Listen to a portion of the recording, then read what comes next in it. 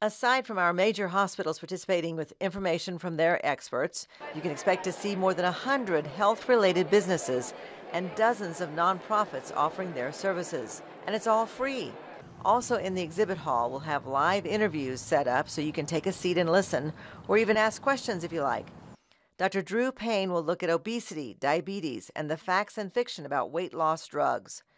Dr. Patrick Reynolds, a cancer researcher, will discuss cancer care in the 21st century and new therapeutic options available today. Sponsored by the Junior League of Lubbock, this was the annual Women's Empowerment Luncheon. Lisa Davis talked about her 38-year marriage to Mac Davis and shared what she thinks made it work so well, a mutual respect for each other's work and success. He was a superstar, she was a nurse. You can't live someone else's life. I realized that when I met him. I mean, we get one shot at this life.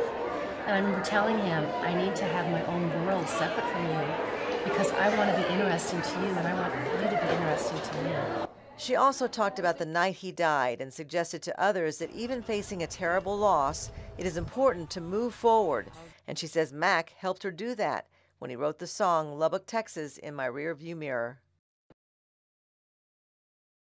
If you've been worried about a spot but keep putting off an appointment to get it checked, there is a free skin cancer screening this Saturday with a long list of Texas Tech professionals volunteering their time to check you out, either a spot check in a specific area or a full body scan. No appointment needed, which is wonderful. The ABCs of melanoma provide good reasons to see a doctor if there is asymmetry, half the mole doesn't match the other side, or an irregular border, or the color is varied, or the diameter is greater than a pencil eraser, or it is evolving, growing, and changing. That darn spot on your arm. Dr. Pham says cancer can also hide in a spot that is bleeding or painful. It can appear in a dark, flaky patch that may be slightly raised, or any bump or sore that does not heal. So if any of that sounds familiar, why not check it out to be sure? Even if they come to the screening and we say, oh, no worries, it was a spot that we're not worried about, I think better for us to provide that reassurance than them to be kept up at night, worried about it. My wife and daughters can't stand chewing. A fork on a plate, like scratching a plate, that drives me nuts. I would say someone chewing gum, like very loud, that would be all, yeah. Turns out that fight or flight reaction to a certain common sound, even breathing, is a real disorder called misophonia. And today is Misophonia Monday, to bring attention to the problem, which usually appears around age 12.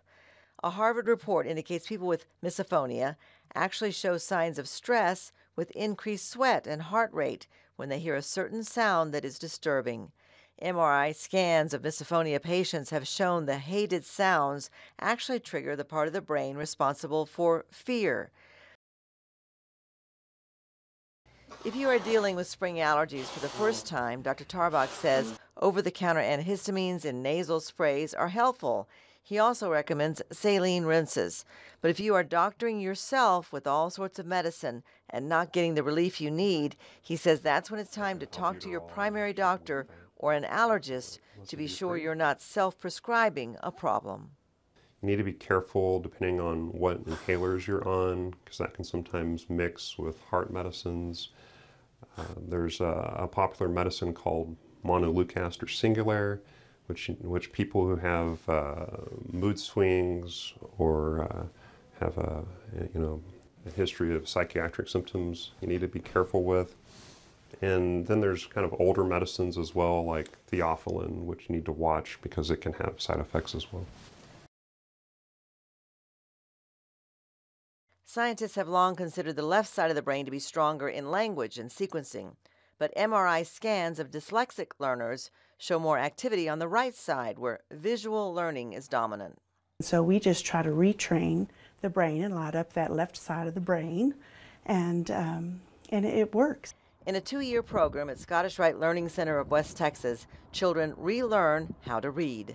Using visual pictures that show the mouth and tongue with formulas for sound equations that would stump most of us, tongue tapper, back kicker, but provide the fuel for kids like Cameron to take off. middle nasal, back nasal. Dr. Matthew Ferguson is an orthopedic surgeon at Texas Tech. He says what happened to that referee is fairly common. He had a patella dislocation or a kneecap dislocation where the kneecap slides out to the side. He says we all have a groove where the kneecap fits in that space nicely, but if the kneecap is smooth and doesn't fit well into that groove, it's more likely to slide off. And that's different than a knee dislocation. A knee dislocation is a very traumatic injury where you tear ligaments around the knee. As painful as it was, the referee was then able to continue the game. This is actually the highest level award that's given to faculty members within the Texas Tech system.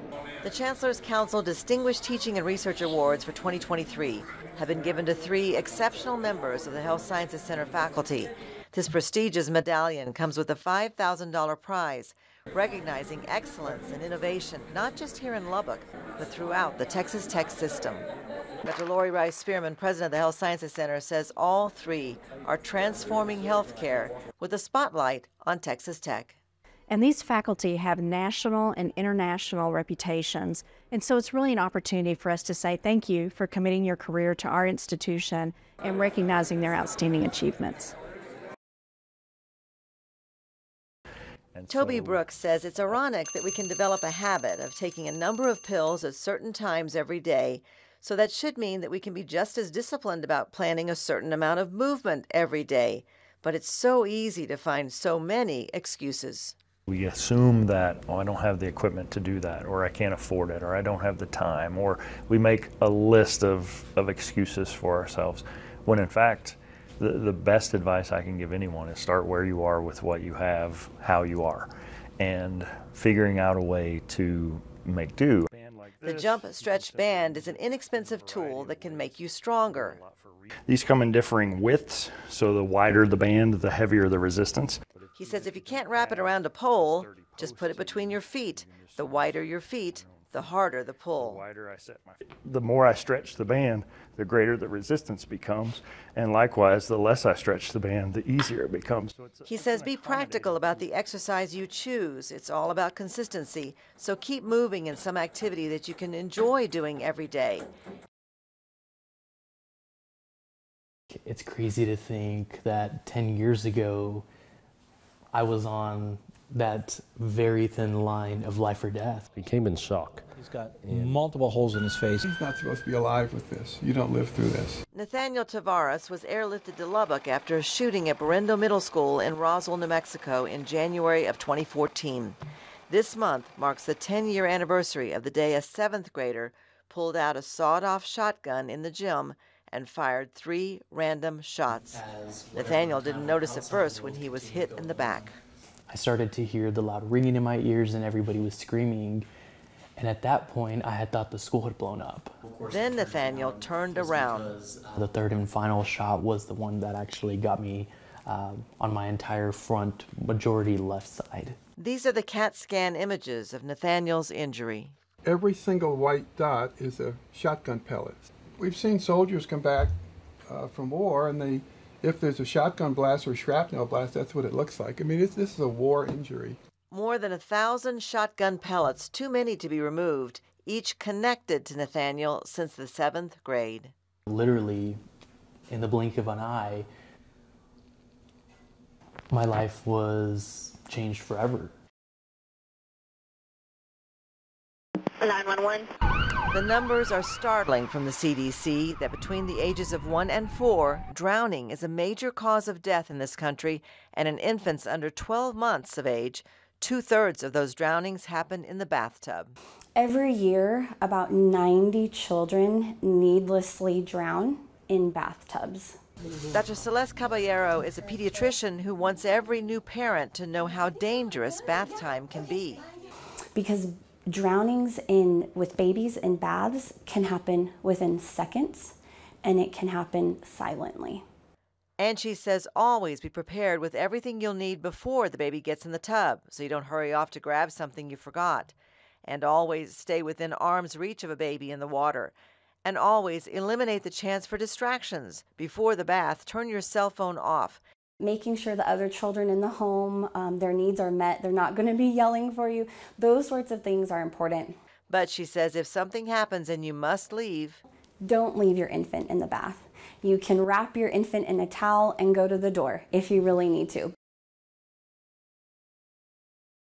That could be like eye strain, that could be neck strain, headaches, but one of the number one physical ailments is sleep disturbance.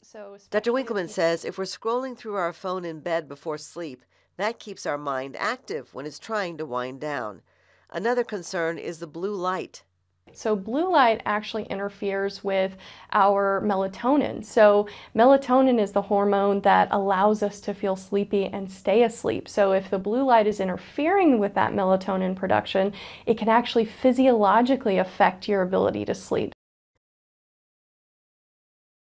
Your nose, your ears, the tips of your fingers, the tips of your toes, those are the things that are the most exposed usually and the least amount of blood flow. So they're the most frequent sites that we see the beginnings of frostbite.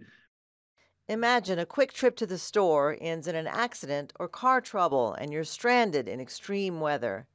You could get severe frostbite, which would lead to a term we call necrosis, or death of the skin and the tissues in those areas. So you could lose, parts of your ear, your nose, your fingertips, your toes. Another reason to avoid prolonged exposure to the cold, he says the heart may not function as well in extreme cold weather.